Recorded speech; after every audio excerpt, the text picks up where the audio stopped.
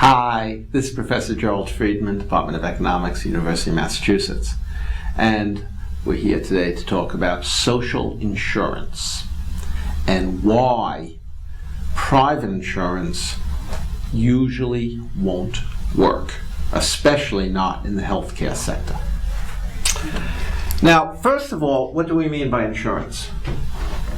Insurance is the process where you give up something now, a guaranteed loss now, in order to minimize the really bad things that might happen and might not. You could pay insurance, you could pay life insurance for your entire life. And the day before you die, you'll say, God, that was a really bad investment. I spent all this money on premiums and I never died. Well, when you die, your children, your spouse will be happy that you had the life insurance. The same for sickness, health insurance. You go along being healthy and thinking what a bad idea it is for you to continue to carry health insurance until you get sick. And then you'll be glad. Now, the problem with private insurance, as we find in the United States, the only country in the world that relies on private health insurance to provide health coverage for its population. We're the only country. We also note we spend way more on health care, including insurance, than any other country. And we are significantly less healthy than other countries at our level of income, and way less healthy than other countries at anything like our level of healthcare expenditures. Think about it. Private healthcare, less healthy outcomes, and spend more. It has to be that way. This isn't an accident. Private health insurance is inherently inefficient. And some of it's on the side of the consumers. There's moral hazard. You don't want health insurance when you're healthy. You don't want to spend the money. Young people think, oh, okay, I'll be healthy forever. I don't need health insurance. Who gets health insurance? People who think they're going to be sick. Or even, this is the moral hazard problem, people who know they're sick. So the health insurance companies are constantly monitoring to keep out people who are already sick. That's problem one. With that goes companies waste huge amounts cherry picking and lemon dropping. Cherry picking the possible clients for the people who are not going to need that coverage, and lemon dropping to get rid of people. The problem is that 70% of your expenditures as a health insurance company goes to 10% of your clients. People are healthy, they're cheap for you. You pay for an occasional doctor visit, occasional blood tests. But people get sick, and wow, the bills pile up really fast. That's why we want health insurance. We want insurance in case we have an accident and we're in the ICU at $3,000, $4,000, $5,000 a day. We want insurance in case we get cancer and a mastectomy, of course, $50,000, radiation, thousands of dollars more. We want insurance because when we get sick, it's really expensive. And what about the company? That's when they want to get rid of you. They only want you when you're healthy. They sit there thinking, God, if only we could get rid of the sick people, we'd make so much money. Think about it. They don't just think about it. They act on it. Companies engage. Private health insurance companies are always out there figuring out ways to cherry pick. Select only the healthy people. And lemon drop. Get rid of the people who are not healthy. And how do you do this? You do things like you have people, anybody can sign up for health insurance. This was the case in Milwaukee. The company said anybody can sign up for health insurance with us. They just need to fill out a form. And the form's available at our office, which is on the 4th floor of a walk-up without an elevator. Not very many people using wheelchairs. You applied for insurance at that company.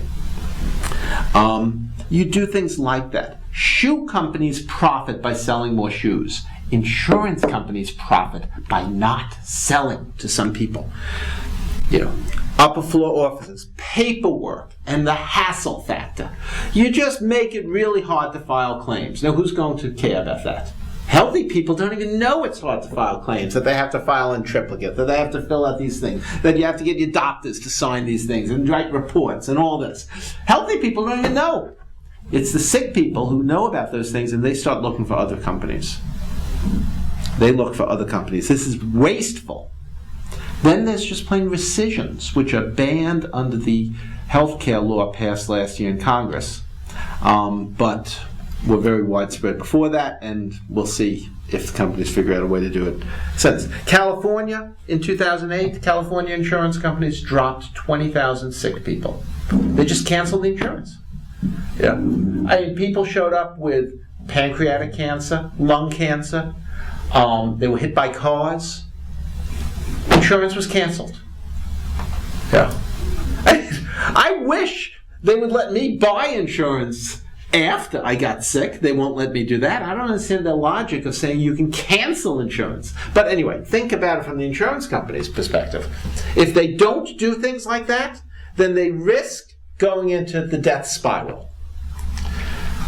Cheating is necessary to inflate your profits, but cheating is also necessary to protect you. Provide good coverage. What kind of people are you going to get applying for insurance in your company? You have good coverage, you treat people nicely, you're respectful, you don't hassle people. You're going to get sicker clients, because the sicker people are the ones who are going to notice. It's going to be important to them. If you have sicker clients, what do you have to do to cover your costs? You have to raise your rates. You raise your rates. Who's going to leave? Who's going to stay with you? The sick people will still stay with you because you have good coverage, you're a nice company. Healthy people are going to say, I don't know, those rates are pretty high. And I'm not getting anything out of the nice coverage because I never get sick anyway. So I think I'll just do without. Or I'll find a company that has lower rates because they drive away the sick people. So you get a group that's ever sicker, and then you have to raise your rates more. And when you raise your rates more healthy people leave, and you get a clientele that's even sicker. Yeah. That's the insurance company death spiral. And that's why even nice people, I am willing to admit that it is possible, it is conceivable, that there is a decent person in management of an American health insurance company. It's possible.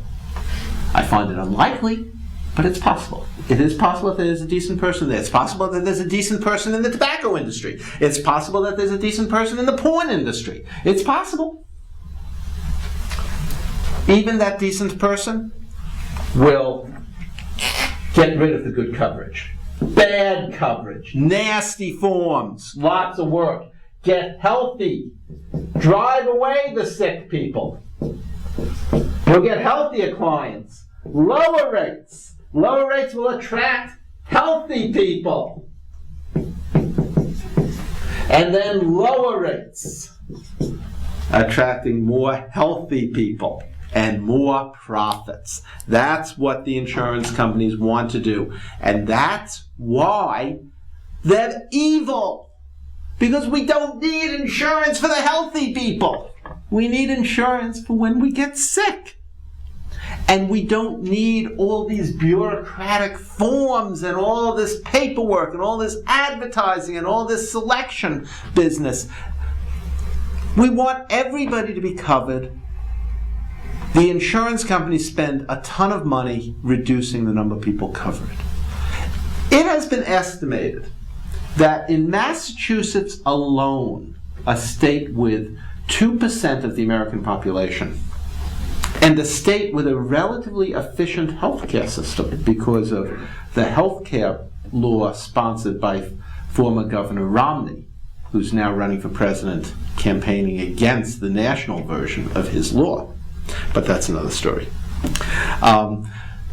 In Massachusetts alone, abolishing private health insurance and moving to a single-payer system sponsored by the state would save about $5 billion in the first year. That is almost $1,000 a person. Now, economists have a joke that George Stigler, an economist at the University of Chicago, was walking down the street with a graduate student. And the graduate student said, "Oh, look, there's a $20 bill on the street. I'll go get it." And Stigler said to her, "Don't bother. Just, if it were there, if it were real, somebody else would have picked it up already." We have a $1,000 bill in Massachusetts sitting on the street. You wonder whether people will ever pick it up. Until then, thank you and have a nice day. Bye-bye.